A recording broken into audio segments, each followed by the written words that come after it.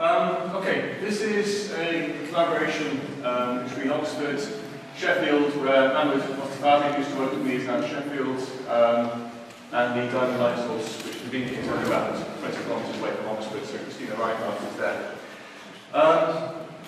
It's nuclear graphite because, well, I'll explain what nuclear graphite is in a moment. But because nuclear graphite is an important engineering material, at least for the UK, it's also a very nice experimental material. So I'm going to talk through very briefly the techniques that we're applying, because nuclear graphite is great for these techniques. It's really good for tomography because it's got a low X-ray attenuation. You can look through fairly big lumps of it and do region of interest tomography, where you look at a small volume inside a big sample. You're not losing too much X-rays with attenuation as you go through. It's great for image correlation and digital volume correlation because it's full of holes. So you get lots of contrast and speckle, and I'll show you some examples of that. And the new thing we've been doing recently is we're trying some diffraction. Again, graphite is great fun for diffraction because it has a bulk modulus of around about 10 gigapascals, but it's made out of crystals which are highly anisotropic with moduli that go between around about 40 gigapascals and 1,000 gigapascals. So when you start throwing diffraction at graphite, you have the problem that the link between the bulk properties and the crystal properties is a little bit more complicated than it is in metallic materials, where essentially the stiffness of the crystals is stiffness of the bulk materials. So there's a few things you have to do to play around with graphite. I'll talk about the engineering problem. And what we are addressing is the issue of notch sensitivity in quasi-brittle materials. So things like concrete or some of the biomimetic materials and so on. So we think the work we're doing, the techniques we're applying, and the modelling which we're doing, which I won't have time to go on to, I guess, are relevant to these other classes of materials. So we're basically looking at things. I talked yesterday very briefly about tomography and image correlation, so I will skip through that. This is essentially the same slide I showed yesterday, except I've switched the picture. Just to emphasise again, for those who weren't here yesterday, the importance of using tomography and image correlation, it allows you to measure things you cannot necessarily see. So, for example, this is a subindentation crack in alumina, where you can just about see the radial crack, but what you can't see is lateral cracks. When you look at the image correlation results, this is the result after you remove the load. This sort of purple halo is the uplift of the material because of the lateral cracking, which you can't see, but you can measure it. And it's about a micron, which is around that resolution. So it's a lovely technique. So about graphite. Graphite is not a lovely material. The UK, most of its nuclear reactors are gas-cooled graphite moderated. I think we're the only country operating this design of a reactor. We built quite a few of them, and they're getting old. This is while the cores being fabricated. As you can see, it's a large array of these graphite bricks, which are rather complicated components. And if you were designing a large component out of a brittle material, you would not normally put in a stress concentrator, such as a square key. But they do, because there's a reason for that, because graphite has a number of factors. So these are the bricks that make up the core. Why are they important? Well, they're what you put the fuel in, and they're what you put the control rods in. And you need that structure to maintain its geometry, to have absolute confidence that you can move the fuel up and down, that you can move the control rods up and down, under any circumstance, even a major earthquake. Now, the last major earthquake in the UK was sometime in the 17th century, I think. But it is feasibly possible it could happen, therefore we have to engineer for that problem. So that's why we like graphite, that's why we do work with EDF. This is graphite. It's not green, it's black. But it's a very porous material. It has pores on all sorts of length scales. Starting from the porosity cracks, which are down at the nanometer scale.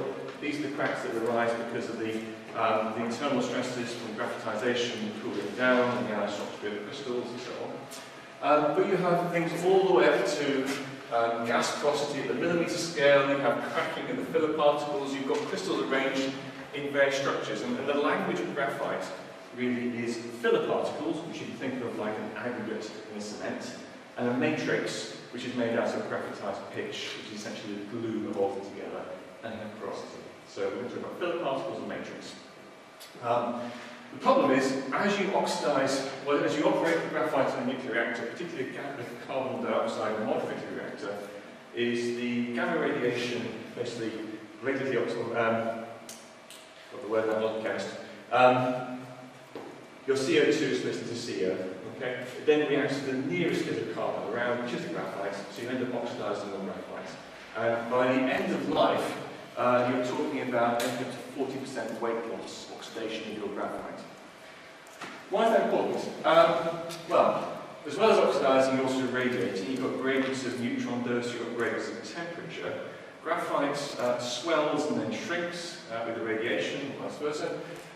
You enter with gradients of stress, and you enter with gradients of properties, because also of the oxidation. And the keyway roots, what you'll find is over life, the stress starts being compressive, and then it goes tensile. Meanwhile, the strength of the keyway root, it shoots up at the start because of the radiation effects, and then it starts to go down because of the oxidation. And at some point in the future, we hope, actually it's already happened, those two will meet and you will get crack nucleation from the keyway root. Once you get crack nucleation, you've got tensile stress, you get a split, you get a crack that runs all the way to the graphite brick. You then will eventually get a crack the other side, and you're affecting the stiffness of the structure. And you can get, if you get sufficient distortion, you'll not get your fuel in and out, you control what's in and out, and your regulator will say you can carry on operating. Okay. And the actual issue is not when will the first crack happen. It's interesting, it's already happened. It's how quickly will it happen. What's the number of crack bricks, and how will it change the function of time? That's telling you the integrity of the core. So fundamentally, it's actually, well, what's the strength of the keyway root, and what's the variability in the keyway root? Because every graphite brick is slightly different. Okay? Now the other challenge with graphite is the properties. Bricks are big, that's typical size. These are methane cores, that's where the coolant gas to sort of penetrate the whole structure, because we go on methane and try to slow down the oxidation. You monitor the properties of the graphite by trepanning. It's a very old technique, where you take a small sample out. It's a trepanning tool which is dropped down, doesn't come out very well. There's a bit of, from the background, there's some bricks there. Basically, drop something down here, and then put a tool out sideways to pull out something about the size of your thumb, which you then extract, hopefully you don't drop it to the bottom of the reactor, and you then cut from that all your measuring samples. So the strength of graphite that's been in the reactor, because all the reactors are essentially ongoing experiments, are measured with flexural specimens which are 6 by 6 by about 20 millimeters. Okay? Very small samples. In the material that's got a grain size, the aggregate size, of the order of 0.5 millimeter to a millimeter. And that's the only strength of data you're going to get as the reactor goes through operation. And the issue, of course, is notch sensitivity. Fortunately, by design really, the graphite which is used for the UK reactors, PGA is the older ones, the magnet reactors, they're all pretty much stopped apart from one. This is the AGR reactors. They have quite low notch sensitivity. Interesting, propylene graphite is one of the ones being considered for high temperature reactors in the future. And that's around about the notch root radius that we have in the components. And one of the reasons why we have this low notch sensitivity is because you have quite large natural defects within the graphite. Now, if you're trying to do an integrity assessment, one of the things you would like to know is the stress concentration factor. So we measure the strength of the graphite through lifetime using small samples, but we don't measure the notch strength. No one's ever thought of a way of doing it. So when you're trying to predict the properties of the reactor component, you are going to be using a notch strength where you don't know if the stress constant or notch sensitivity changes as the graphite oxidizes. There are no data. And the thing that we're trying to do is, well, if you wanted to measure it, could you measure it? Given the fact that graphite is a quasi-brittle material, certainly in a radiated state, and you're working with very, very small specimens, so you can make a notch specimen, you can test it, would it give you a valid measurement? Is it giving you something useful which you can use to predict the performance of a big component? And certainly if you're trying to understand notch sensitivity and effect of a notch, you need to know something about the stress field in your material. You should treat it elastic, inelastic, non-inelastic, whatever, because we know certain metals. That's quite important in terms of size effects. So fundamentally what we're trying to do is to observe what happens at the root of the notch in graphite to see if it does what we think it should be doing. If we know what's going to happen, we can try and predict and design experiments. The kind of things we're doing, this is one of my PhD students, I'll show you, this is work in progress, which is an idea of the kind of measurements we make. Looking at the root of a notch, Using tomography, we only tomograph this small region in a big sample, this is the volume here, and using image correlation, three-dimensional image correlation, or digital volume correlation, to look at damage. Because the displacements are so small, we find we use the conventional image correlation observation. It's mixed up with the noise, with microstructure effects, things like that. And we're really trying to bring out the information by looking at the difference between the measured displacement field and the predicted displacement field. It's a slightly more sensitive way of doing it. And it works quite nicely. This is showing propagation initiation of a crack at the roots of a knot, which reload it up.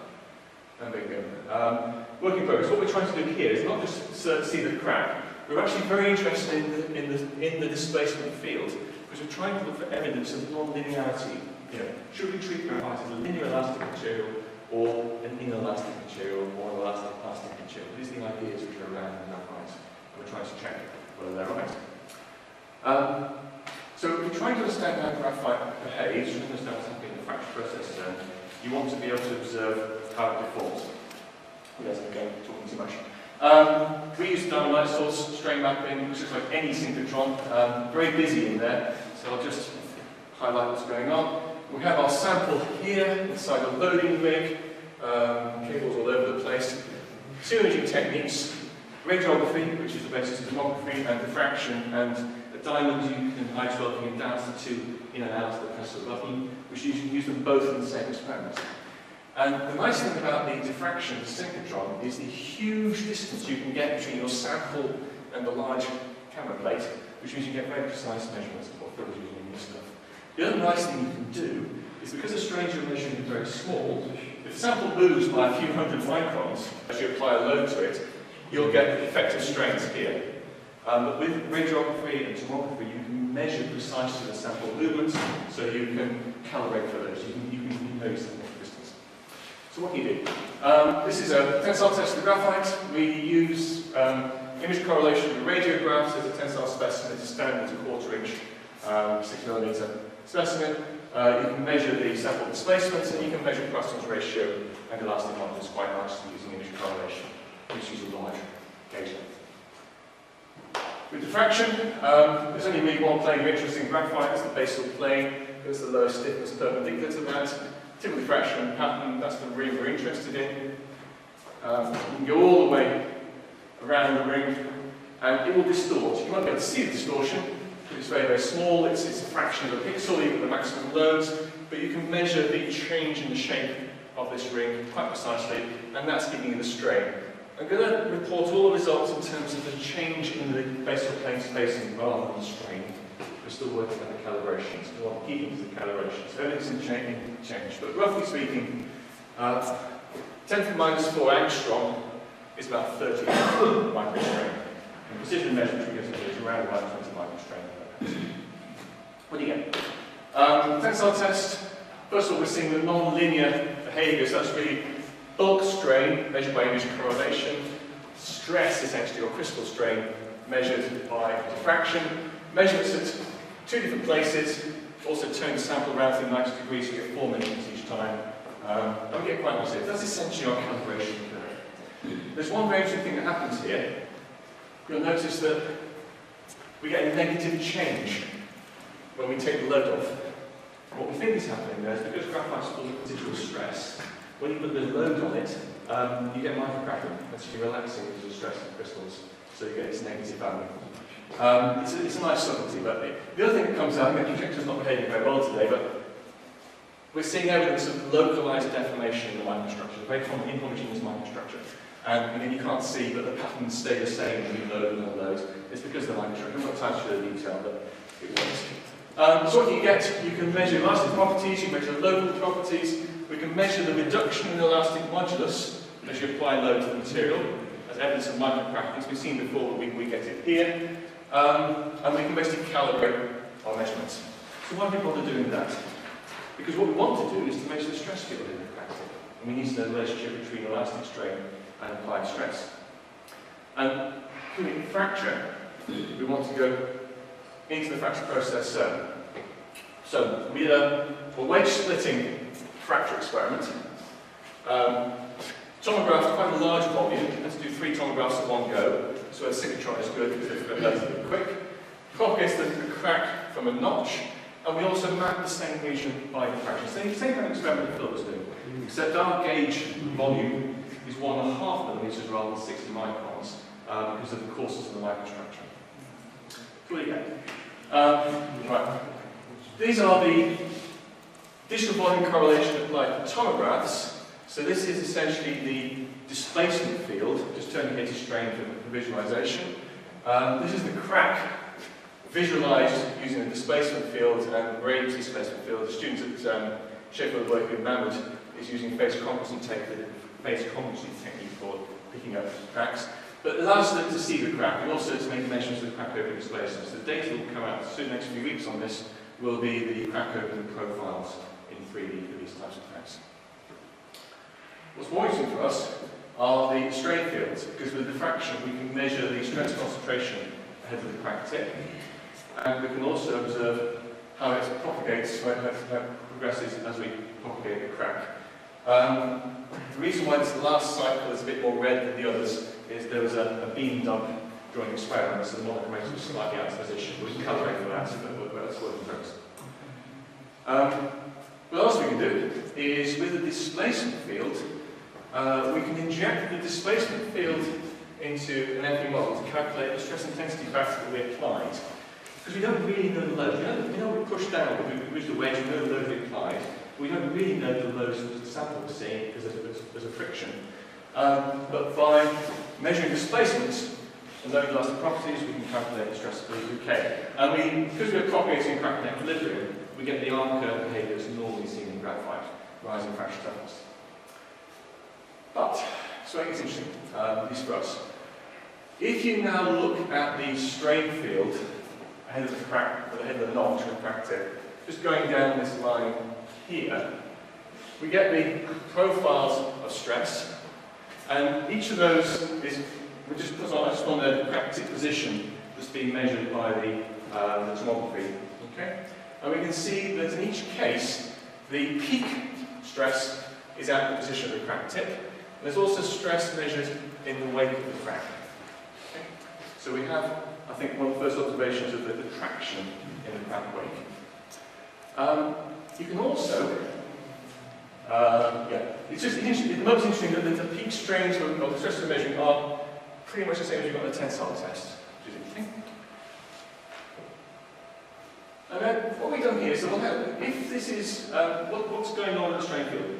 If we normalise the measured stresses, or measured change in D, by the stress intensity factor which is being applied, just divide them all by that, it flattens out, let's just magnify it.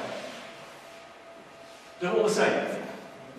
So the strain field, or stress field, elastic strain field, elastic stress field, is constant, it's in proportion to the stress intensity factor. That's what you expect, yeah? But it doesn't explain the arc curve, yeah? Stress intensity factor is rising, but the K field we're seeing in the crack tip is in connection, is constant. Our interpretation of this is that crack propagation in graphite is not simply controlled by a critical stress intensity factor. It's a necessary condition, but not a sufficient condition. It's feeding into some of the modelling that we're doing. And I put this one in just to satisfy those people in terms of stress fields, strain fields. It is a 1 over root R singularity that we measure in the crack tip. So I'll finish there. That's what I was saying. In a quasi-brittle material, I wrote a stereogram. In a quasi-brittle material, the combination of diffraction, tomography, image correlation allows one to measure the stresses or strains in the fracture process, so ahead of the crack tip, behind the crack tip, all the kind of data one needs to validate models. And this is work in progress. And our goal is to deal with irradiated graphite at some point. And I'd like to thank the various sponsors and contributors who helped us get to this stage. Thank you very much. Thank you.